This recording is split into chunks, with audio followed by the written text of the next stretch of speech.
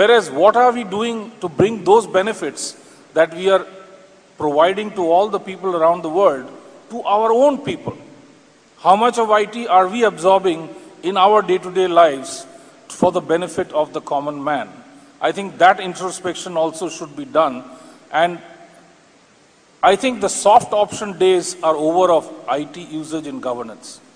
There has to be a leadership, top-down driven approach which has to be adopted for bringing IT practices into governance, not just in select departments where you have bright officers such as the ones on the left of my panel who will definitely, wherever they go, bring in IT into whatever they do.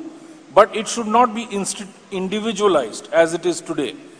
Time has come for us to institutionalize e-governance right across government, department by department, not having the ability for people to selectively avail IT for governance. I think that is something that should form a part of our way forward thinking process, because for some of those successful civil servants who have by their own initiative and their own interest in IT transformed their respective departments and have created examples and showcases for others to see, it is so obvious that to deal with a population of 1.2 billion people, you cannot be depending on a bureaucratic setup, which perhaps to my understanding is good in terms of staff strength, that worth of the population of India in the 50s, not even in the 60s or 70s. And you are expecting them to be dealing with this increasing aspiration of the population who are exposed to 300 channels of television through the cable TV and the direct-to-home network, and therefore they have the ability to benchmark their own lives versus the lives of people around the world. And that is silently causing a revolution of expectation amongst the people. I mean, imagine when we were young, we had only one Chitrahar and one Doordarshan to watch.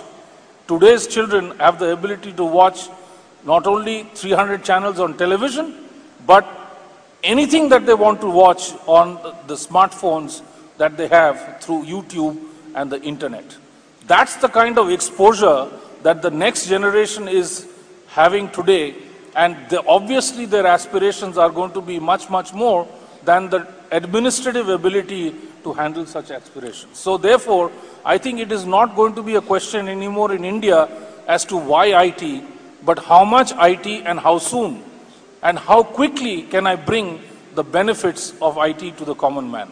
So I just wanted to leave some thoughts of a sense of urgency that we need to have in government to move away from this coaxing and cajoling approach of introducing IT to a very able leadership, top-down driven kind of an environment of IT that government needs to enable, just as the banks did through the ATM network.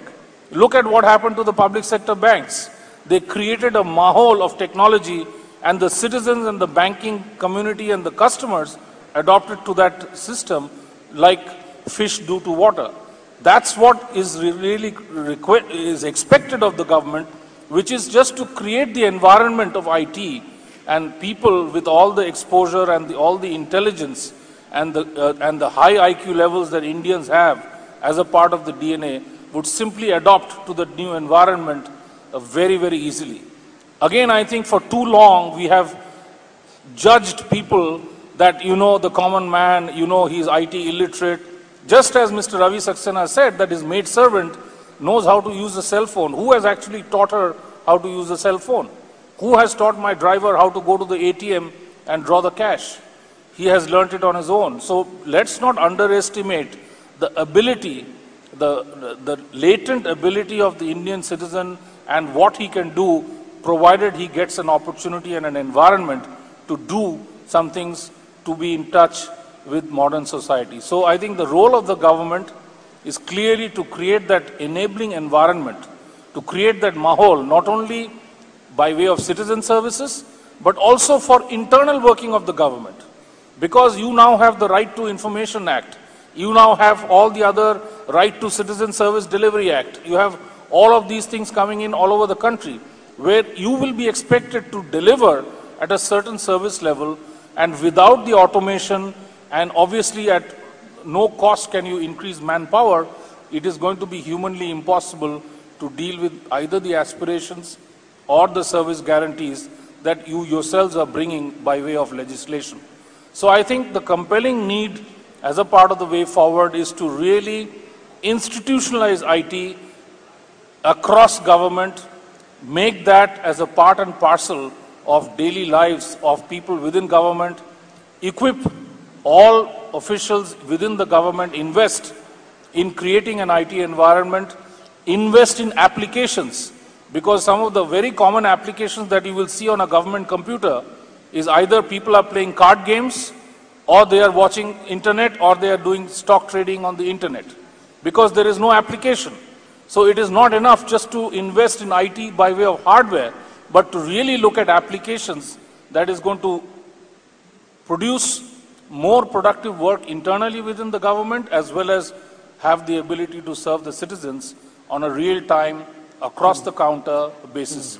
Just as governance has moved today from the traditional government offices to the kiosks, tomorrow it will go to the cyber cafes. It will be available in the nook and corner, just like we had when we had the revolution of the telephones in the country. 90% of the people in India never could afford a telephone, but 90% of the population could actually go to the telephone booth and make an international call and pay some money. It's in the same way that we have to address the challenges of the digital divide by making applications available for citizens to be pulled to the kiosk.